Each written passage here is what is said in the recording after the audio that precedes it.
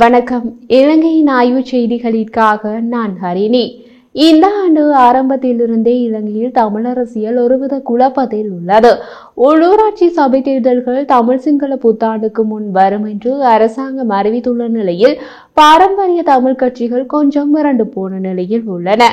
காரணம், கடந்த நாடாளுமன்ற தேர்தலில் கிடைத்த எதிர்பாராத முடிவுகள்தான்.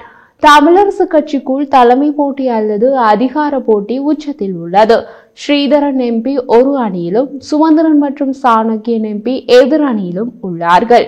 ஜனநாயக தமிழ் தேசிய கூட்டணியின் தலைவராக தமிழீழ விடுதலை இயக்கத்தின் தலைவரும் நாடாளுமன்ற உறுப்பினருமான செல்வம் அடைக்கலநாதனை நியமிப்பதற்கு திட்டமிட்டு இருப்பதாக கூட்டணியின் பங்காளி கட்சியின் முக்கியஸ்தர் ஒருவர் தெரிவித்தார். அதிலும் இப்போது இழுபறி ஏற்பட்டுள்ளது என்கிறார்கள். உள்ளூராட்சி சபை தேர்தலில் தனியாக போட்டியிட்டால் கரையேற முடியாது என்பதை புரிந்து கொண்ட கஜேந்திரகுமார் பொன்னம்பலம் தமிழ் கட்சிகளை ஒரு கூட்டணிக்குள் கொண்டு வரும் முயற்சியில் உள்ளார். சொந்த கட்சி அல்லது சொந்த கூட்டணிக்குள்ளேயே குத்துவட்டில் உள்ள கட்சிகள் எப்படி ஒரே கூட்டணிக்குள் வருவார்கள் என்பது புரியவில்லை. மறுபக்கத்தில் சுயேட்சை குழுவில் போட்டியிட்டு ஜெயித்த வைத்தியர் ராமநாதன் அர்ஜுனாவின் நாடாளுமன்ற உறுப்பினர் பதவி தொடர்பாகவும் சர்ச்சைகள் எழுந்துள்ளன. அது நீதிமன்றம் வரை போயுள்ளது. அரசு சேவையில் உள்ள ஒருவர் நாடாளுமன்ற தேர்தலில் போட்டியிட முடியாது என்கிறது இலங்கை அரசியலமைப்பு சட்டம். ராமநாதன் அர்ஜுனா சுகாதார அமைச்சில் ஒரு வைத்தியராக இருந்து கொண்டு தேர்தலில் போட்டியிட்டதால் அவரது வெற்றி செல்லுபடியற்றது என்பதே முறைப்பாடு. தேர்தல் மனு தாக்கல் செய்வதற்கு முன்பே என்னை வைத்தியர் பதவியிலிருந்து நீக்கிவிட்டார்கள் என்கிறார் அர்ஜுனா. பணி நீக்கம் செய்யப்பட்டதற்கான கடிதம் ஒன்றையும் அவர் சமூக வலைதளத்தில் வெளியிட்டார். இந்த வழக்கு விசாரணைக்கு வந்து இப்போது ஒத்திவைக்கப்பட்டுள்ளது.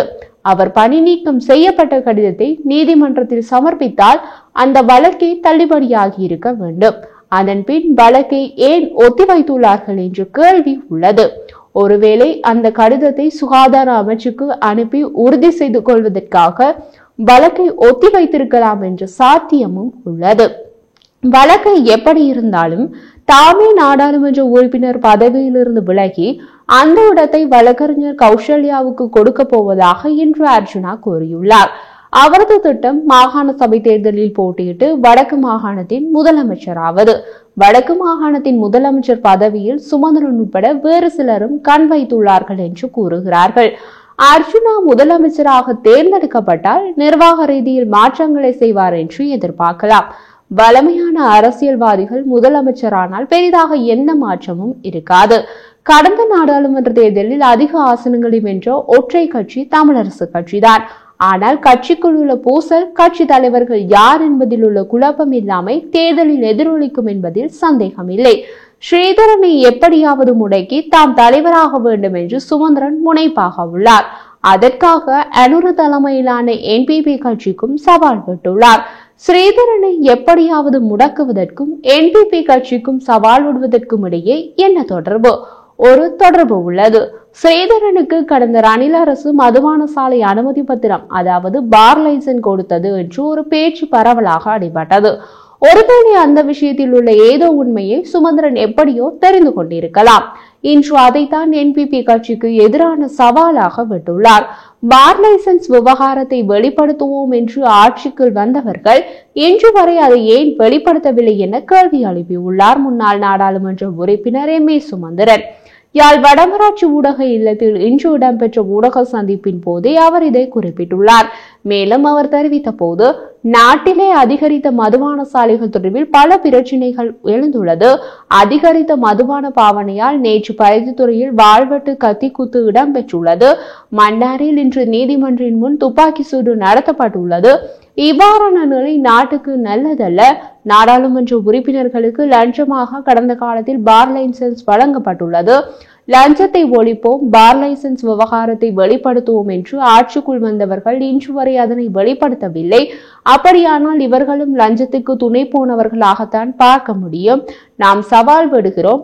முடிந்தால் பார் லைசன்ஸ் விவகாரத்தை உடன் வெளியிடுங்கள். இல்லையில் நீங்களும் ஊழல்வாதிகள் தான் என்றார். ரணில் காலத்தில் யார் யாருக்கு பார் லைசன்ஸ் கொடுக்கப்பட்டது என்ற பட்டியல் வெளியாகி அதில் ஸ்ரீதரனும் பெயரும் இருந்துவிட்டால் சுமந்திரனுக்கு நல்ல வாய்ப்பாக போய்விடும். அப்படியான ஒருவரை தலைவராக்கினால் தமிழரசு கட்சி மானமே போய்விடும் என்ற விதத்தில் சுமந்திரன் கட்சிக்குள் பிரச்சாரம் செய்து தானே தலைவராகலாம். தான் தலைவராவதற்கு தனது கட்சியின் மூத்த உறுப்பினரையே இழுத்து வழுத்த முயல்பவர் வேறு எதையெல்லாம் செய்வாரோ? சமீபத்தில் சுமந்திரன் தமிழ்நாடு சென்று கனிமொழியை சந்தித்த விவகாரம் சர்ச்சையை ஏற்படுத்தியிருந்தது. நாம் தாய்நாடு யூடியூப் சேனலிலும் அது தொடர்பான காணொலி ஒன்றை வெளியிட்டிருந்தோம். யாழ் வடமராட்சி ஊடக இல்லத்தில் இன்று இடம்பெற்ற ஊடக சந்திப்பின் போது அதற்கும் ஒரு விளக்கத்தை கொடுத்தார் சுமந்திரன். இலங்கை விடயம் சம்பந்தமாக திமுக நாடாளுமன்ற உறுப்பினர் கனிமொழியுடன் சந்திப்பை நடத்தியிருந்தோம். இந்திய மத்திய அரசில் தமிழ் மக்கள் தொடர்பில் கரிசனை குறைந்துள்ளது, அதற்காகவே கனிமொழியை பார்த்தோம் என்று ஒரே போடாக போட்டுவிட்டார். மத்திய அரசில் தமிழ் மக்கள் தொடர்பில் கரிசனை குறைந்துள்ளது என்பதற்கும் கனிமொழிக்கும் இடையே என்ன சம்பந்தம்?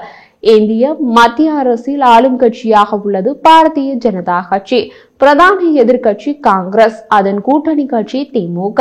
அதாவது கனிமொழி உறுப்பினராக உள்ள திமுக இந்திய மத்திய அரசில் எதிர்கட்சி. மத்திய அரசில் தமிழ் மக்கள் தொடர்பில் கரிசனை குறைந்துள்ளது என்று சுமந்திரன் நினைத்தால் அதற்கு அவர் போய் பார்க்க வேண்டியது பாரதிய ஜனதா கட்சியினரை. அவர்களில் யாரையும் சுமந்திரன் பார்த்ததாக தெரியவில்லை. யாழ்ப்பாணத்தில் உள்ளவர்களுக்கு இந்திய அரசியல் தெரிந்திருக்காது என்று இப்படி ஒரு கதையை விட்டாரோ என்னவோ, அல்லது சுமந்திரனுக்கு இந்திய மத்திய அரசில் ஆளும் கட்சியாக உள்ளது திமுக என்ற அளவில்தான் இந்திய அரசியல் தெரியுமோ என்னவோ. இவர்கள்தான் காலகாலமாக ஈழத்தமிழர்களின் அரசியல்வாதிகளாக உள்ளார்கள். இலங்கையில் இறுதி யுத்தம் நடந்த போது இந்திய மத்திய அரசில் ஆளும் கட்சியாக காங்கிரஸ் கட்சி இருந்தது. இதே கனிமொழி அப்போது ஆளும் கட்சியின் கூட்டணியில் நாடாளுமன்ற உறுப்பினராக இருந்தார். அப்போது கனிமொழி என்ன செய்தார், சிதம்பரம் என்ன செய்தார் என்ற விஷயங்கள் தெரிந்தவர்கள் இன்றும் உள்ளார்கள். இது சுமந்திரனுக்கும் தெரிந்திருக்கலாம். இந்த பாரம்பரிய தமிழ் அரசியல்வாதிகளை வீட்டுக்கு அனுப்பிவிட்டு புதிதாக நல்ல நிர்வாகிகளை கொண்டு வந்தால்தான் ஈழத்தமிழர்களுக்கு ஏதாவது நல்லது நடக்கும். அதற்கு அர்ஜுனாவை ஒரு தடவை முயற்சித்து பார்க்கலாமே.